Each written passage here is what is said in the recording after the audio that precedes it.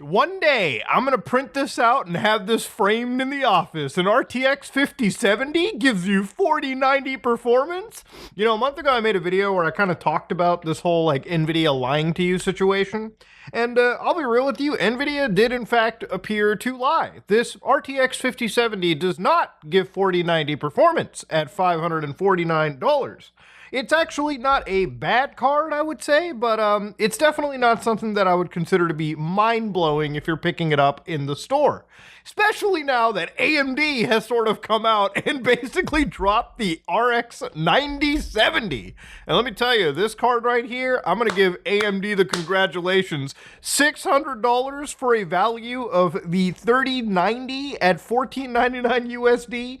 4K max settings giving you 26% faster gaming. We'll look at more of these benchmarks in a second, ladies and gentlemen. That's some pretty good competition to be seeing here, and we welcome that, okay? We stand that level of competition. So again, ladies and gentlemen, one thing that I want to bring up is obviously when Jensen Huang actually ended up going up on stage and talking about this 5070 4090 kerfuffle, he definitely said that there was going to be leveraging of AI, and let's be honest, DLSS frame generation was going to be used to basically carry up that, comparison, okay? A 5070 is not as fast as a 4090. Now, while this isn't shocking, there have been some benchmarks that have come out. This one from Ars Technica basically really shows you what this benchmarking is kind of all about, comparing the 5070 to the actual 4090, for instance, right? Now, if you look at the 5070 right over here, you can see that in the orange bar, okay, running Cyberpunk 2077 at 4K, RT overdrive, which is the path tracing setting, the average FPS is 4.5 frames per second, okay? That means every second you are seeing, on average, 4 to 5 different screen transitions, okay? It's pretty obvious. Now, obviously, a 4090, which is what I have in my computer, renders that same game at 24.2 frames per second. So no, you are not objectively getting that same level of performance at all. Where things start to change is when you start introducing all of the various assists. Now, in the 4090, when you enable DLSS, which is running the game at a lower resolution, and then basically projecting it up to a higher resolution through AI upscaling, you get 47.8 frames per second. That I can confirm. Path tracing is a very computationally expensive form of graphical rendering, and basically the top graphics cards are being bent over a barrel and fisted every time you enable this setting, no matter what the game really. So when you enable frame generation 2 times, that goes from 47.8 to 82 frames per second. And that is how you actually end up playing Cyberpunk 2077 with some level of fluidity on your multiple $1,000 graphics card, okay? So on a 5070, how do you go from 4.5 frames per second to something that rivals the 4090? Well, using DLSS, that same 4.5 frames turns into 24.3 frames, which is basically around the 4090 natively running the game anyways without any form of upscaling. Then when you apply frame generation, you get 46.3 frames. Then when you quadruple the frame generation, you go from 46 to 84.5 frames per second, actually getting you somewhere higher than the 4090. Now, ladies and gentlemen, the actual latency involved in turning a fucking game that is actually rendering at 4 frames to 84 frames per second is something that I'm going to give Nvidia a big clap for. Because a lot of the reviews that I've kind of seen shows that there is a latency problem. But honestly, if you can make 4 frames running at 84 frames, even if they're fake, somehow fluid and playable, that I think requires a serious clap. That's fucking impressive. Now, obviously, there are other GPUs they have, like the 5070 Ti, which runs it at 16 frames per second natively, goes up to 33, then 59 by doubling, then quadrupling it to 111. And obviously, the highest tier of GPUs, the 5090, does in fact have an improvement over the 4090. In fact, it's rendering at 30 frames natively, goes to 63 with DLSS, then 113 doubling, then 210 quadrupling.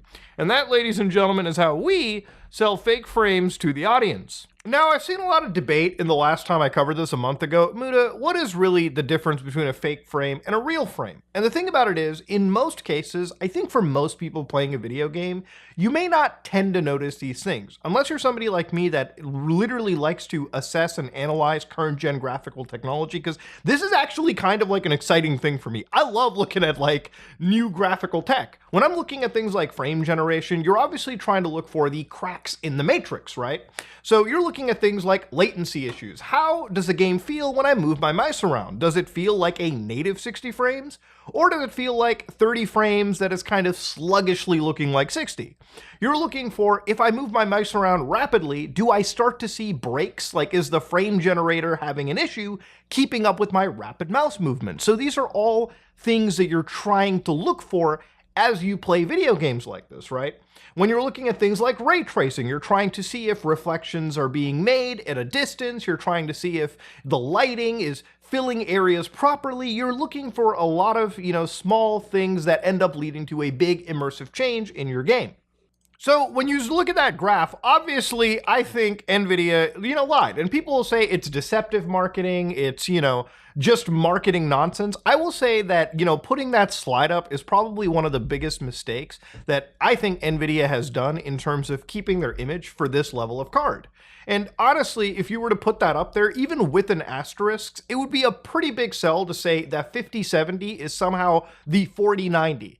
But obviously, if you put right under it, yeah, you'll need a lot of AI generating and upscaling to get there. People might have, some things to say about this, right? And that's really where the crux of this whole situation has gone to. Looking at Nvidia as a company, you can look at recently that they have basically blown up in the last several years. In 2021, in the data center market and the gaming market was actually bigger for them. In a span of literally years, just years, they've went from gaming being the one thing that they were basically, known for, the one big profiting part, to basically being 7% of their company's revenue. Right now, Nvidia makes so much money in the data center that I really don't think they give a fuck about being in the gaming space at all. And honestly, why should they? If they're making this sum of cash compared to the data center, I would probably focus on the fucking data center too. And nobody's gonna blame Nvidia for it. Now, obviously, AMD, which is kind of their direct competition, in fact, that they are their direct competition, you can see that these guys are not killing it in comparison to it. They're in the data center, and they're absolutely going up in the data center, not in the same, level and echelon as NVIDIA. But in the gaming revenue, they've kind of seen a 60% drop.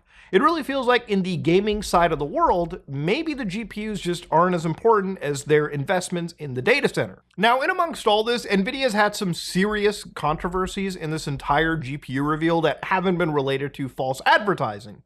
You're talking about, obviously, the general scalpers, which, everyone complains about. It happens all the time, and I wish there were better protections against it. But let's say that you did happen to get your hands on an actual GPU from Nvidia, 50 series card. There was a pretty decent, somewhat chance that you might have had a card with significantly less ROPs. Now, what is a ROP in this situation, right? You probably heard this term a little bit. A ROP is a render output unit. So in the context of what a GPU is doing, the ROP handles the very final stages of the actual rendering process. So things like depth testing, stencil testing, blending, and writing to, again, the frame buffer. Think of it as what is doing the raster operations, the actual meat of the graphics card. If you lose any of these, then you are actually buying a gimped GPU. So when it came to the ROPs, some people noticed that they had less ROPs than what was supposed to be advertised. So a 5090 that was supposed to have 176 actually showed up in people's houses with 168. A 5080 that was supposed to have 112 showed up with 104. And a 5070 Ti that should have shown up with 96 actually showed up with 88. Now, how are you as a gamer supposed to validate this? While Nvidia did address this, nowhere on their website am I finding an easy to download tool that would help people verify that they bought a defective GPU that they could immediately rip out of their computers and return to Nvidia and get a replacement as they should. Remember, if you haven't got what you were advertised, you should be liable to a refund or an exchange of the product. So in order to verify this, you download a program known as CPU-Z Validator, and you basically check on your system if you have the appropriate number of ROPs in its actual description. If the number doesn't match what Nvidia is advertising and you've bought one of these cards, please return it for an exchange, okay? You are actually getting less performance. And thanks to our friends over at Gamers Nexus, the guys who've done really good research on this, it apparently shows that if you buy a defective card, for instance, games like Total War Warhammer 3 could see 11% decreases in the performance, if you have a defective card. So again, the point is, the actual improvements that I see generally on these cards probably isn't all that much, but if you get something defective, you are basically paying thousands of dollars for something that literally is a very marginal increase over what you've gotten last time. And unless you really know what you look for, or you really test these cards like you should if you're spending this kind of money, you won't really know you have a problem until well after the warranty period exits. Now, one of the things with frame generation that I kind of want to address too before we go further into it is I'm not against this technology. So I want to just preface this by saying that I think frame generation and upscaling is really cool when it comes to breathing extra life into older cards. For instance, if I have a card that's like 2-3 years older and I still want to play games at high settings, it should be cool to have upscalers so I can run games at lower, resolutions, have them look just as sharp, and breathe extra years into my card's lifespan, right? And if we're talking about frame generators, right, if done right, and you're using it literally as a way to get extra life out of an older card, it's amazing. It's great technology. One case example I can show you right here is this is Grand Theft Auto 5 Enhanced running on my Steam Deck with all of the ray tracing settings enabled. Now normally this tanks the performance, but thankfully due to FSR 3, I could run this at a lower resolution, get more frame rate, get more life out of the GPU, and now I have a 30 frame ray traced experience on the go. This, in my experience, is the perfect use case for this stuff. But the biggest problem here is when modern games released right now require you to effectively use those frame generators to reach playable frame rates with up-to-date cards. Games like Monster Hunter Wilds that pretty much outright tell you, hey, in our recommended settings, you're gonna want to have frame generators, otherwise it's not gonna run as well. That's not good optimization, and those are games and software you should stay away from. And if these crutches end up becoming, if these tools end up becoming baseline operational standards, we're gonna have issues going forward with gaming performance, gaming optimization, right? Frame generators and upscalers should never be used as a requirement to achieve a frame rate. They should be used to breathe extra life into older cards or help older, cheaper cards in a generation kind of reach some level of performance parity with their higher end brethren. You are giving up things. Nobody's denying that. But this shouldn't be a thing where you're buying the most top-end card and you somehow need these tools to achieve what you should have been able to natively. So looking at a 5070 in Canada, for instance, a 5070 Ti that I'm able to get with 16 gigs of memory is currently $1,369 Canadian, right? And of course, if I go and check more of these actual systems, you can see that's probably around the typical average of $1,334 to $2,103, as according to Google's shopping, search index. Now, at this moment in time, that price is still relatively expensive. So obviously, looking around at other vendors in this space, even the cheapest option, the 5070 Ti without any overclocking, is $1,000 Canadian. And remember, the 5070 Ti, there are vendors that are silently increasing the base MSRP price of these cards. So they're somehow more expensive than what they really should be because of things like scarcity, tariffs, a whole bunch of external forces. Now that 9070 XT that I was showing earlier, which is actually the competitor to Nvidia's 5070 Ti that we were just looking at, is starting at $600 US. And from what I've seen and what I've heard, the stock on these things are actually pretty good. Apparently they're going to be in gamers' hands, and I really hope that's the case. Nobody will know until the actual release date. But to give you an idea, 600 USD to Canadian is $860. So comparing it to what's already on the market right now, being over 1,000, that's not a fucking bad price for a GPU, ladies and gentlemen, especially one that offers, if you really wanted to look at it, like the 4080 levels of performance at half its actual launch MSRP, kind of insane pricing over here. And again, looking more into AMD's technology over here, AMD's actual system, one thing that I have seen from AMD's reveal is that they've actually started to give a shit about things like ray tracing, which is starting to not obviously match Nvidia, but it's getting closer. When I started to look at things like AI upscaling, like FSR4, they're not as good as NVIDIA's newest DLSS, but they're also not a mile behind like they used to be. It's somewhere in that sweet spot where, yes, you know that you're buying a cheaper card compared to the actual competition, but it's not so far behind that you can just simply scoff at it, right? And obviously, both these cards and both these systems introduce things like frame generators. And a lot of those frame generators end up pushing games like Kingdom Come Deliverance 2 from 57 frames all the way up to 147 frames, at least in this simple calculation from AMD's actual website. Now, for me, obviously in the space of gaming, when I start to look at the actual, memory as well, too, they're not even scoffing at it. For both the cheaper version of this card, the one at $550 versus the $600 9070 XT, you're still getting 16 gigs of memory on both these cards. So they're not scoffing at any of it. This is actually a pretty good value for a graphics card, and one that I'm actually so happy that AMD actually decided to compete at this level with Nvidia. Nvidia, obviously, I don't think that really matters for them. They're in the data center stuff anyways. But for gamers, this is not bad competition. Look, obviously, if you're in the highest end space, Nvidia is still the biggest option for you. But I would wager to say that most people who are PC gaming are not in the super high-end places. Most people probably don't have 4090s, let alone 3090s, and probably the 5090 as well. These are enthusiast-level cards meant for people that have way too much money to burn, content creators, or, just people that are doing something beyond gaming that need these GPUs. Things like AI stuff or whatever, right? That's primarily what these GPUs are meant for. For the average gamer, that RX 9070 XT is actually not a bad deal.